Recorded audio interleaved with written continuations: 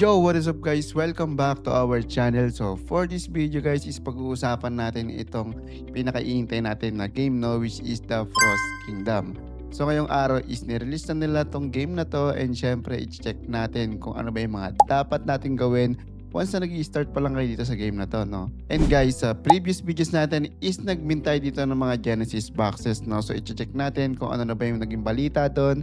And syempre, kung pumasok na ba to sa ating wallet, no? So guys, huwag natin patagalin, no? Let's jump into Frost Kingdom. So guys, before anything else is pwede yung laruin si Frost Kingdom kung naka-PC kayo, naka-laptop, naka-mobile devices is pwede yan, no? So ang gamit nyo guys is Android is pwede kayo nyan mag-download dito sa ating Google Play, no? So search nyo lang yung Frost Kingdom. Kung naka-iOS naman kayo is mag-download lang kayo nyan guys gamit yung ating App Store. So kung naka-PC kayo, meron din tayo guys PC version yan. So ako is naglalaro ako sa browser and yung gamit ko is PC version, no? So guys, kung nasa Korea naman kayo, pwede kayo niya mag-download gamit yung ating One Store. So ayun yung mga ways na pwede nyo laruin itong si ating Frost Kingdom, no? So ngayon naman guys is head over tayo sa kanilang Genesis Box Launchpad. Kasi last time is nag-mint tayo ng mga Genesis Box dito and check natin kung ano na ba yung naging balita doon. Okay guys, so nandito tayo sa kanilang Genesis Box Launchpad and makikita nyo dito na yung sale is closed na. So nakasold sila dito ng 632 Genesis boxes over 5,000. And para ma-check natin kung ano ba yung mga latest updates sa mga nakuha nating Genesis boxes dito, especially yung mga Ardaya natin is nag-post sila sa kanilang Discord server. Yan. So notice Ardaya airdrop completion, no? So dito yung mga details ng page 1 and details ng page 2. So kung wala pa kayo sa Discord server nila is ilalagay ko na lang yung link sa description. So para maging updated din kayo dito sa kanilang game, no? So guys, para naman ma-check nyo kung pumasok na ba yung Ardaya sa inyong wallet is basically i-check nyo lang yung inyong CrossX wallet dito, no? So as you can see here na pumasok na yung ating 511 Ardaya dito. Yan, so dito na yun sa wallet natin, no? And para ma-check nyo naman kung magkano na ba yung value ng Ardaya natin dito is basically punta lang kayo sa onechainnexus/game tokens, no? So makikita nyo dito yung ating Ardaya which is ayan, yung new.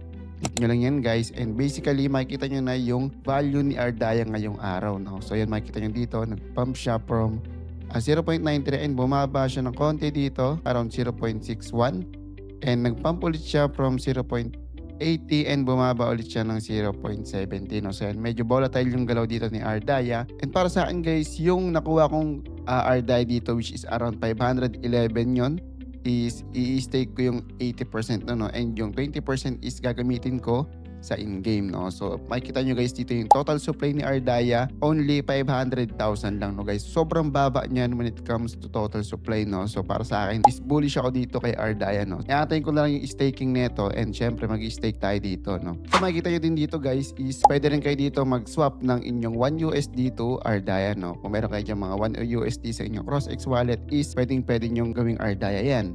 So ngayon guys is nandito na tayo sa kanilang game. So as you can see is naglalaro tayo sa kanilang PC version sa ating browser, no? So guys, ilang oras pa lang tayo naglalaro dito and as you can see is yung ating castle dito is 23 na and yung hero power natin dito is around 300k na, no? So yung level natin is 23. As you can see din is marami na rin tayo mga buildings dito and yung ating mga heroes is meron na rin, no? So guys, first things first is kung bago pa lang kayo dito sa game ni Frost Kingdom, ang unang-unang gagawin nyo is i-check nyo muna kung ano ba yung mga claimable, no? So guys, marami mga claimable kasi dito kay Frost Kingdom, no?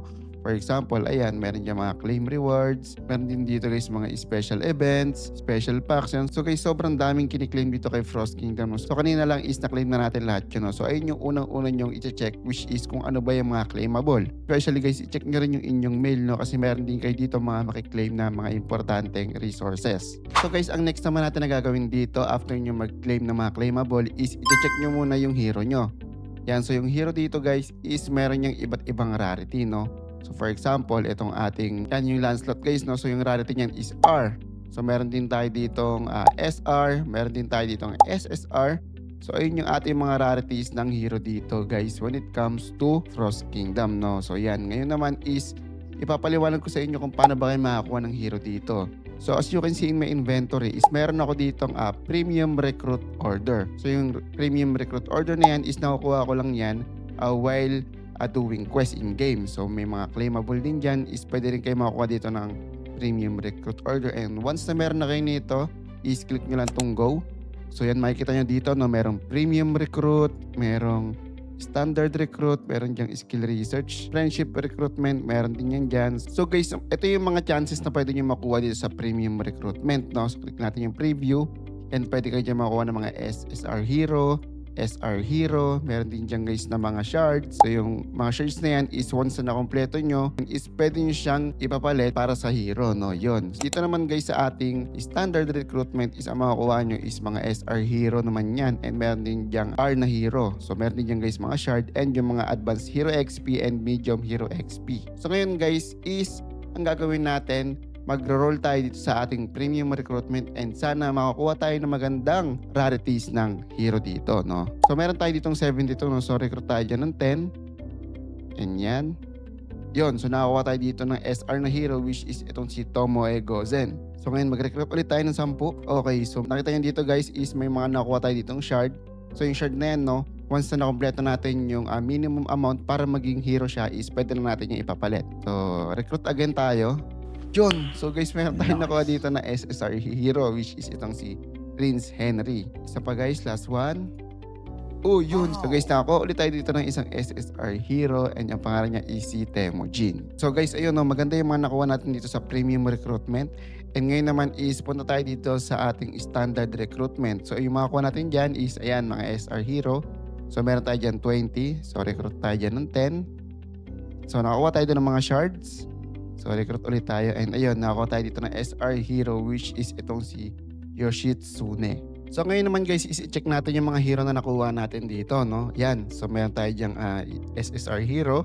So guys, sa pagpapalakas ng inyong hero dito is maganda na palakasin nyo yung mas mataas na rarity which is yung SSR hero, no? So guys, yung mga hero natin dito is meron niya mga skill, no? For example, ito si Crippling Blow.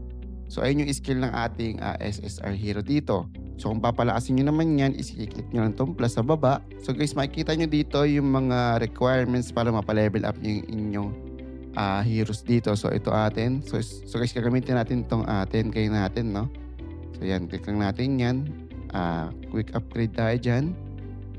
Ayun. So yung Temujin natin is nag-level 40 na siya, no? So yung max level reach na yan. So para naman mapa-increase nyo yung star niyan, which is ayun, meron kayo makikita dyan na 5 star. So mas mataas yung star niyan is mas lumalakas yung inyong hero. So guys, para mapa-increase nyo naman yung stars ng inyong character is kakailanganin nyo ng shard niya, no? For example, ito, meron tayong shard ni Tomoe Gozen.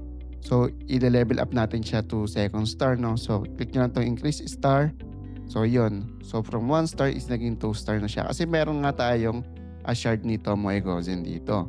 So ganun siya nag-work guys when it comes to increasing the star of your heroes dito sa Frost Kingdom. And guys, meron din tayo dito tinatawag na hero band. So yung hero band guys is once na nakulik nyo itong mga nakahilera na heroes dyan is may makukuha kayo dyang specific stats. For example, ito 2/2. Naka-own tayo ng 2 heroes in this band, no?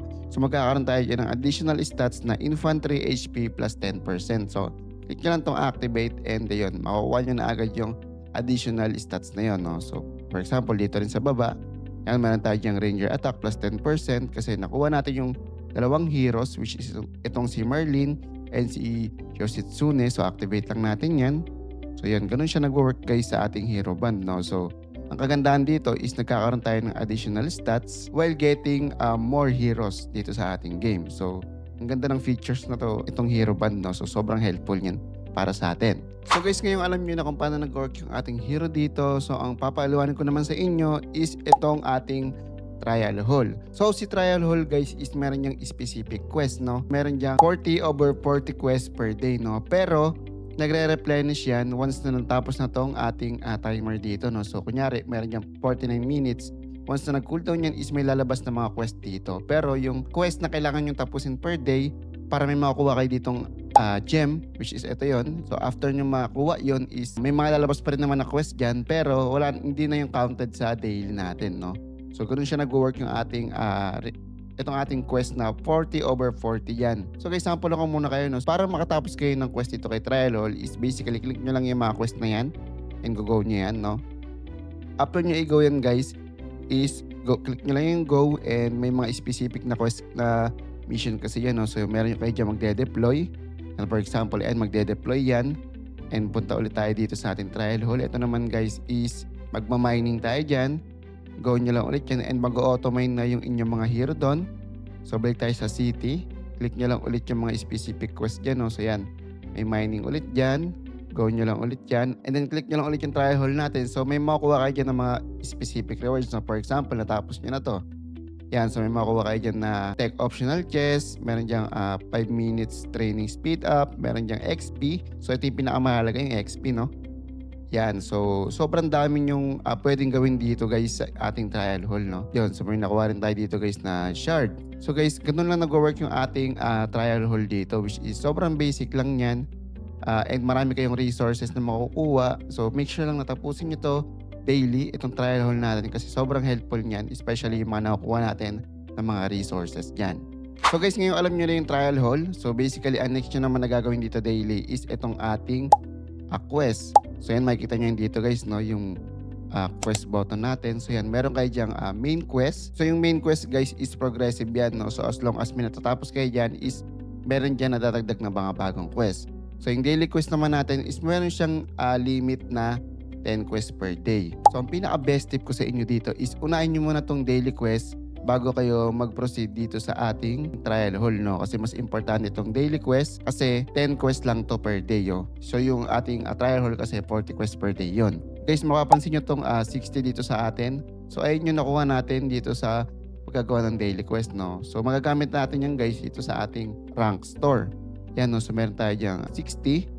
And makikita nyo dito yung mga pwede yung bilhin, no? So guys, magandang feature talaga tong daily quest kasi yung mga na reward na nakukuha natin is magagamit natin sa ating base, especially yung sa rank store, no? Yan, kung ano yung kailangan nyo is pwede yung bilhin using ating merit, no? So yung tawag nun guys is merit. So guys, yun lang muna yung video natin for today about dito sa Frost Kingdom, no? So take note lang sa ating mga tip na binigay dito kasi mas maganda talaga sa mga gantong game is meron tayong strategy, no? Kahit sa pagdating sa questing dito, no? So I hope na meron kayong natutunan sa video natin ngayong araw. So yan, make sure lang na magawa kayo ng ating daily quest dito, daily missions natin, and especially, no, i-maximize nyo yung mga heroes nyo dito.